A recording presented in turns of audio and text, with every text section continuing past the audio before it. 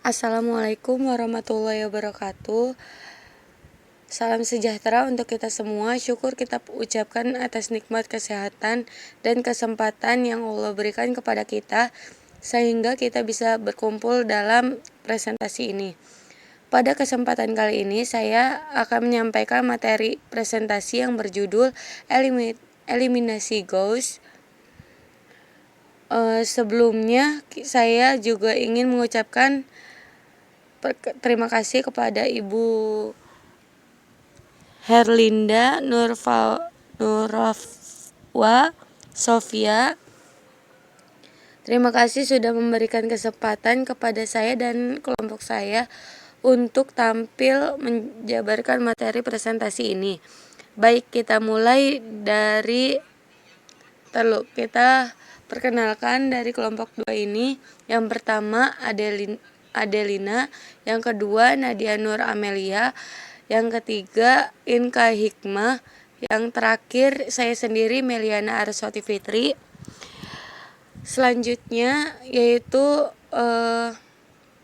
materi yang pertama akan disampaikan oleh Inka, materi kedua disampaikan oleh saya sendiri Meliana, terus selanjutnya yaitu Nadia, dan yang terakhir yaitu Adel. Kita langsung saja kepada Inka, saya persilahkan. Baik, sebelum kita masuk ke materi eliminasi Gauss, sebaiknya kita tahu siapa itu Gauss.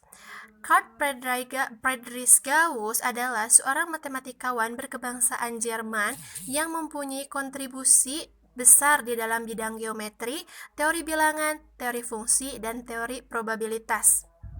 Dia menemukan cara untuk menghitung lintasan asteroid, membuat penemuan dasar di dalam teori potensial atau bidang elektromagnetik, dan orang pertama yang menggunakan telegraf pada tahun 1833. Karena kontribusinya itu, dia mempunyai julukan Prince of Mathematics. Selanjutnya, eliminasi Gauss. Eliminasi Gauss ditemukan oleh Carl Friedrich Gauss. Metode ini dapat dimanfaatkan untuk memecahkan sistem persamaan linear dengan merepresentasikan atau mengubah menjadi bentuk matriks. Matriks tersebut lalu diubah ke bentuk eselon baris melalui operasi baris elementer. Kemudian sistem diselesaikan dengan substitusi balik. Bentuk eselon baris. Suatu matriks memiliki bentuk eselon baris jika memenuhi 3 kriteria berikut. Kriteria yang pertama yaitu jika di dalam baris terdapat elemen-elemen yang tidak semuanya 0, maka bilangan tak 0 pertama di dalam baris tersebut adalah 1. Perhatikan contoh. Dari matriks di atas, baris merah dan baris hijau memenuhi kriteria pertama karena elemen-elemen pada baris merah atau hijau tidak semuanya 0 dan bilangan atau elemen bukan 0 pertama dari kiri di dalam baris tersebut adalah 1. Sedangkan pada baris biru tidak memenuhi kriteria karena bilangan atau elemen bukan 0 pertama dari kiri bukan bernilai 1, melainkan bernilai negatif 1. Kriteria yang kedua, jika ada baris-baris yang semua elemennya bernilai 0 semua, maka baris-baris tersebut harus dikelompokkan dan diletakkan di bagian bawah matriks. Matriks di atas memenuhi kriteria kedua sebab terdapat baris yang semua elemennya 0 dan baris tersebut diletakkan di bagian bawah matriks. Lalu, kriteria yang ketiga yaitu jika terdapat 2 baris berurutan yang memenuhi kriteria pertama, maka angka 1 dari baris yang lebih rendah berada lebih ke kanan dari angka 1 baris yang di atasnya. Perhatikan contoh. Matrik di atas sudah memenuhi kriteria ketiga, karena jelas angka 1 pertama dari kiri pada baris yang lebih rendah letaknya lebih ke kanan dari angka 1 pertama dari baris yang di atasnya. Assalamualaikum warahmatullahi wabarakatuh. Saya Meliana Arswati Fitri ingin menjelaskan tentang solusi tunggal. Pertama-tama ini soalnya dari persamaan linear, dan tentukan pemecahan sistem persamaan linear di atas dengan metode eliminasi Gauss. Jawab. Nah, yang pertama kita ubah dulu dari persamaan linear ke matriks. Nah, langkah pertama kita akan membuat satu pertama pada baris pertama dengan beberapa pilihan operasi. Yang pertama kita bisa menukar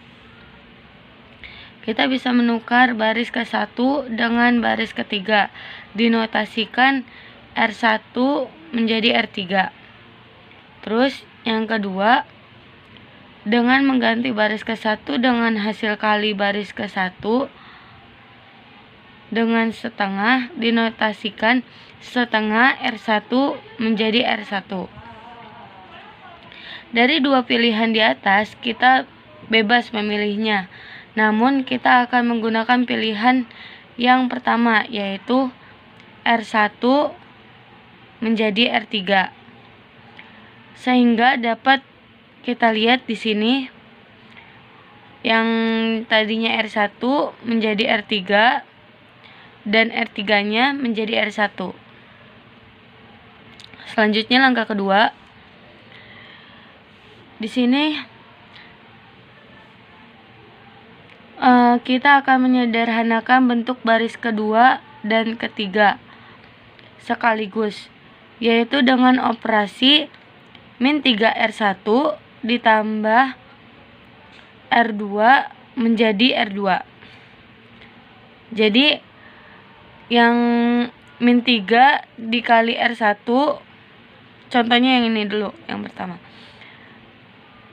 Min 3 dikali R1 itu kan min 3 ditambah R2, jadi min 3 ditambah 3 itu 0 kan.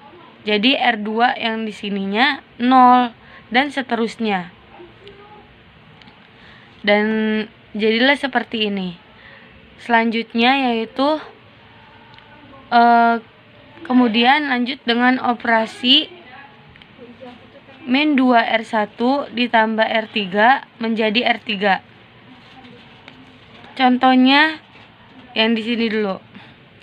Min 2 menjadi min 2 dikali R1 yang ini 1 itu kan min 2.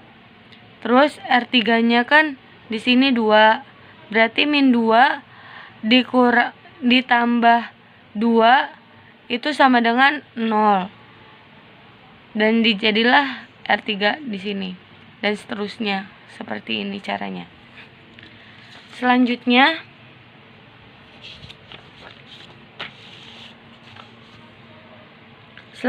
langkah ketiga. Kita lihat di sini. Kita akan membuat satu pertama pada baris kedua dengan operasi ini. Min 6 R3 ditambah R2 menjadi R2.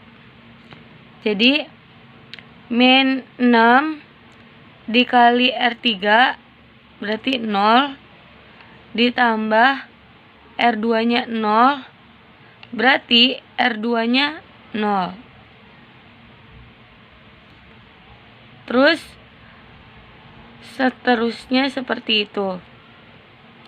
Selanjutnya langkah keempat, kita akan menyederhanakan lagi baris ketiga dengan operasi 1R 1R2 ditambah R3 menjadi R3. Contohnya yang pertama itu 1 dikali 0 ditambah R3-nya 0 berarti 0. Dan seterusnya. Seperti itu caranya. Selanjutnya, langkah kelima, kita akan membentuk satu pertama pada baris ketiga dengan operasi satu pertama pada baris ketiga dengan operasi min 1/6 R3 menjadi 3R3. Jadi 1/6 min 1/6 dikali 3 dikali R3 itu sama dengan ini, ditaruh di R3. Jadi min 1/6 R3 min 1/6 dikali R3 0 sama dengan 0 dan seterusnya. Selanjutnya, dari matriks terakhir tersebut sudah memenuhi ketiga kriteria bentuk eselon baris.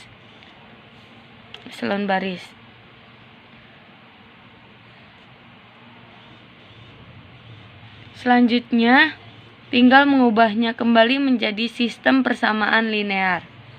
Kita ubah ini yang tadi di matriks menjadi persamaan linear. Selanjutnya, substitusikan persamaan ketiga ke persamaan kedua. Kita substitusikan.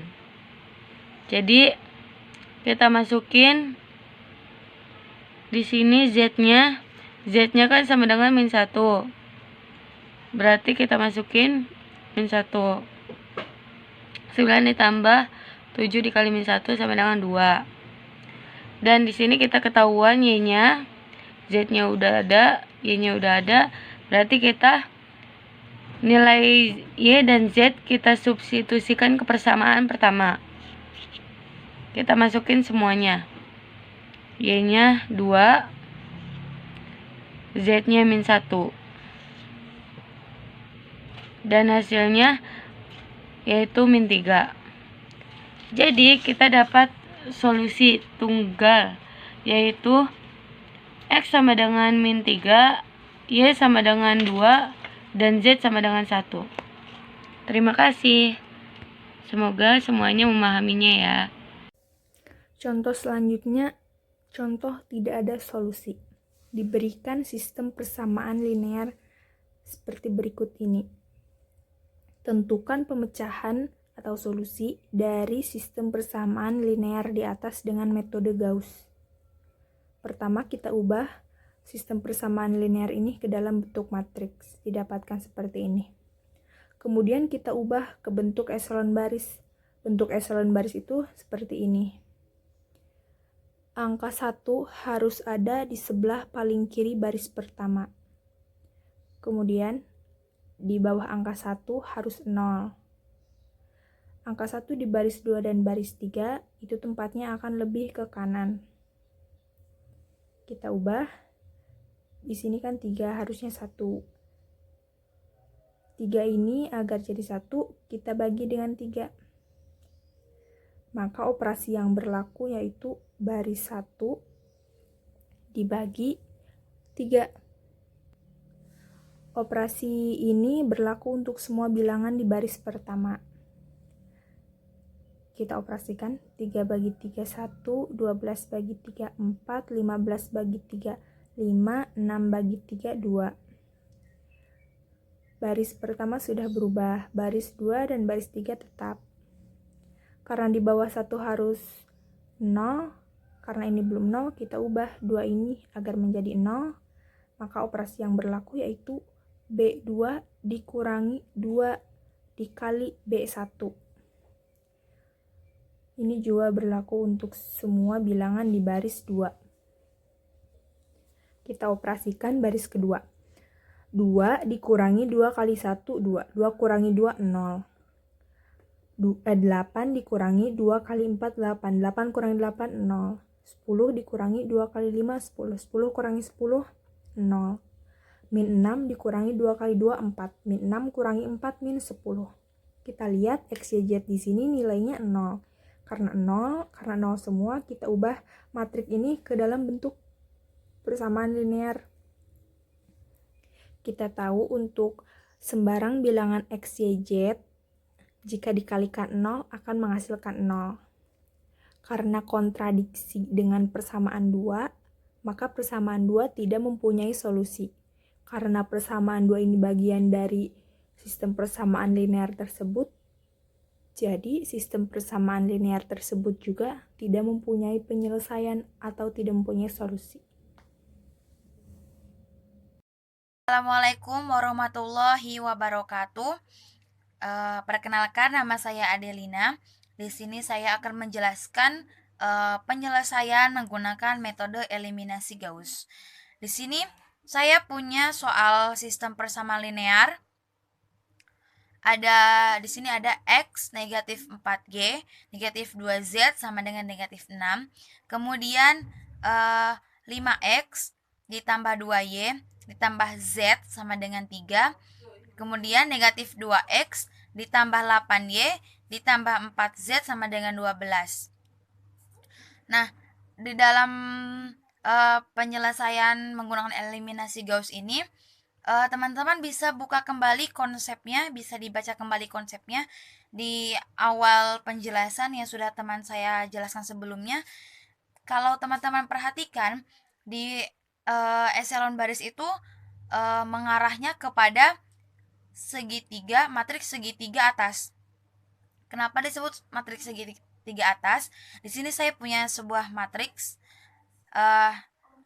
dan elemennya 1, 1, 2, 0, 2, 3, 0, 0, 1. Nah, di baris kedua di awal 0, baris ketiga di awal 0, dan juga di sini 0. Kalau kita hubungkan titik-titik ini akan membentuk segitiga atas. Maka ini disebut dengan matriks segitiga atas. Nah, karena eliminasi Gauss ini kalau diperhatikan mengacu kepada ini, maka saya akan menyelesaikan ini dan akhirnya akan bentuk seperti ini. Oke, kita langsung ke penyelesaiannya. Yang pertama, saya pisahkan dulu antara koefisien dan variabelnya. Jadi seperti ini, koefisien dari X adalah 1, koefisien dari Y adalah negatif 4, negatif 2, 5, 2, 1, negatif 2, 8, positif 4 ya. Kita pakai gundukan kurung seperti ini. Kemudian variabelnya ada variabel X, ada variabel Y, dan ada variabel Z. Maka kita tulis X, Y, Z. Dan di sini konstantanya ada negatif 6, ada 3, dan juga 12. Setelah seperti ini, kita perluas. Kita bisa, saya bilang perluas matriksnya menjadi 1, negatif 4, negatif 2, negatif 6 di sini, kemudian 5, 2, 1, dan juga 3, kemudian negatif 2, 8, 4, 12. Nah, untuk garis tanda ini bisa ditulis juga, bisa tidak ditulis juga, namun saya menggunakannya untuk ditulis saja. Kemudian langkah selanjutnya yaitu kita tulis terlebih dahulu matriks yang atas ini. Kita tulis dulu matriks yang ini ke sini. Nah, karena kita ingin mengarahnya ke sini, maka harus di sini di bawah 1 ini adalah 0.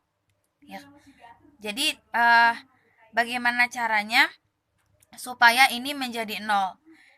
Kita lihat di baris kedua ini ada angka 5, dan ini 1 ini menjadi angka pivot atau angka patokan. Nah, bagaimana caranya?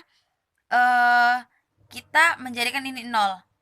Karena di sini 1 dan 5, maka saya gunakan baris kedua dikurangi 5 kali baris ke 1. Coba kita cek. Baris kedua adalah 5, di sini 5. Baris pertama adalah 1. 1 dikalikan dengan 5, 5. 5 dikurangi 5, 0. Betul, 0. Kemudian selanjutnya baris kedua itu adalah 2. Kemudian B1-nya baris ke-1-nya negatif 4. Negatif 4 dikali negatif 5 plus 20. 2 ditambah 20 sama dengan 22. Kemudian kita selesaikan selanjutnya, yaitu yang ini 1, baris kedua 1, baris pertamanya negatif 2. Negatif 2 dikali dengan negatif 5 plus 10. Jadi 1 ditambah 10 sama dengan 11. Kemudian yang ini 3. Di baris kedua ada 3.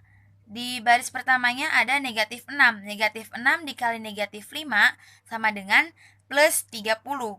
Jadi 3 ditambah 3 ditambah 30 sama dengan 33. Untuk baris kedua sudah selesai. Kemudian untuk baris ketiga ini kita juga ingin membuat ini 0. Maka kita gunakan cara seperti yang baris kedua. Kita lihat ini adalah angka pivot, angka patokan. Ini angka patokannya 1, dan ini di baris ketiga itu ada angka negatif 2. Di sini ada tanda negatif, berarti kita menggunakan operasi positif, ya kan? Nah, agar ini 0 berarti B3 saya tulis di sini, B3 ditambah 2 kali B1. Coba kita cek ya. Di baris ketiga negatif 2 ditambah baris pertamanya adalah 1. 1 dikali 2 sama dengan 2. Negatif 2 ditambah 2 sama dengan 0. Kita lanjutkan. Di baris ketiga ada 8. Kemudian di baris pertamanya ada negatif 4. Negatif 4 dikali 2 sama dengan negatif 8. 8 dikurangi 8 sama dengan 0. Sebenarnya ya betul, 0. Kita lanjut. Di sini di baris ketiga ada 4. Baris pertamanya adalah negatif 2. Negatif 2 dikali 2 sama dengan negatif 4. 4 dikurangi 4 sama dengan 0. Kemudian selanjutnya 12. Baris ketiga ada 12. Di baris ketiga ini ada 12. Kemudian baris pertamanya ada negatif 6. Negatif 6 dikalikan dengan 2, maka negatif 12. 12 kurangi 12 sama dengan 0. Bisa jadi catatan, ini hanya sebuah kebetulan saja. Kebetulan ini operasinya menjadi 00. Bisa dilihat mungkin teman-teman di referensi yang lain bahwa di sini tidak harus 0. Ini hanya mungkin kebetulan operasinya menjadi 0, ya seperti ini. Nah, selanjutnya kita lihat di baris kedua ini angkanya sama, 22, 11, 33.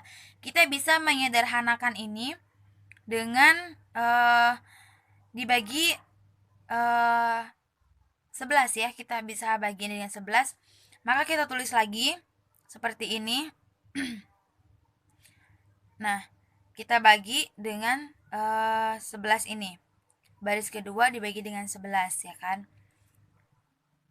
Ini jadi 22, jadi 2. 11 dibagi 11 jadi 1, 33 dibagi 11 jadi 3. Nah, hasil akhirnya seperti ini. Setelah hasil akhirnya seperti ini, kita bisa menyelesaikannya. Ini adalah koefisien dari X, koefisien dari Y, koefisien dari Z, dan ini adalah konstanta. X 1 jadi X, negatif 4Y, negatif 2Z sama dengan negatif 6. Kemudian kita lihat baris kedua ini koefisien dari X itu 0, jadi kita tidak tulis. Kemudian koefisien dari Y itu 2 dan koefisien dari Z itu 1, maka kita tulis Z-nya saja.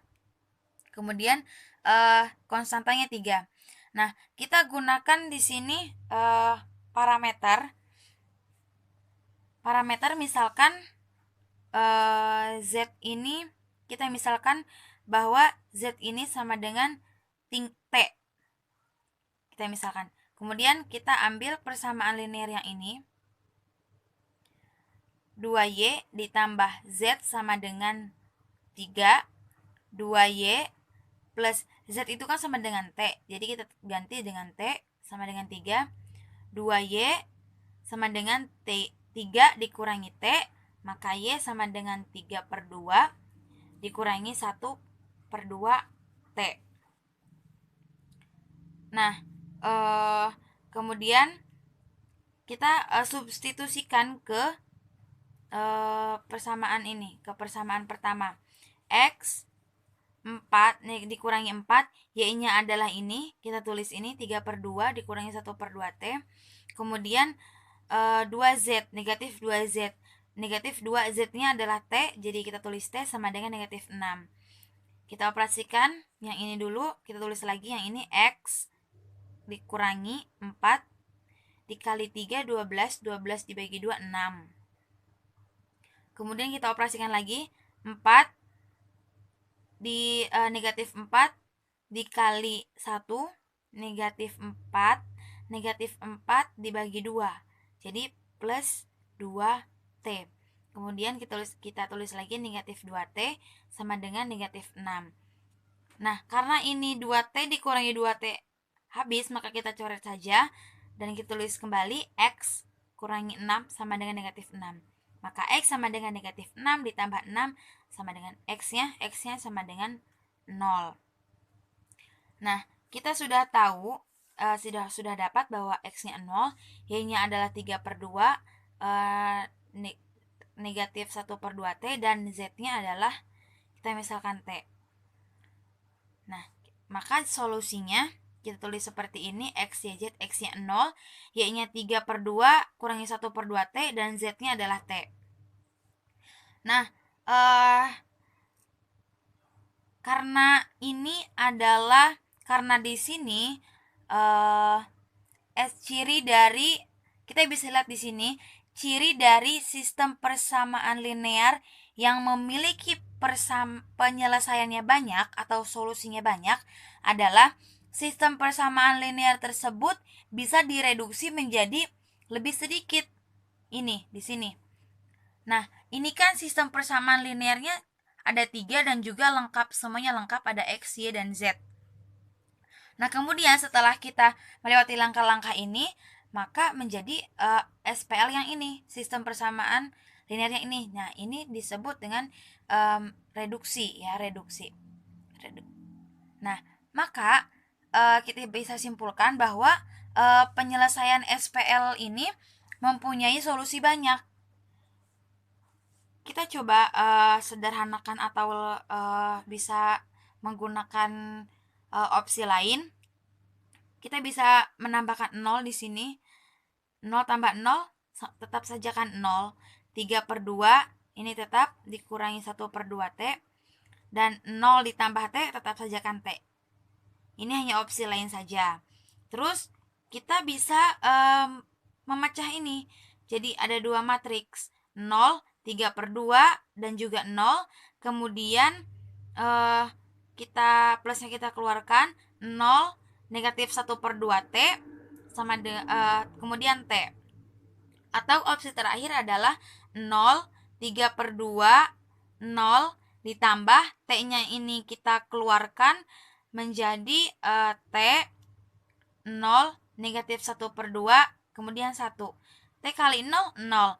T dikali 1 negatif 1/2 T, maka negatif 1/2 maka negatif 1/2 T, dan juga T dikali 1 sama dengan T. Jadi sama saja, ini hanya membuktikan bahwa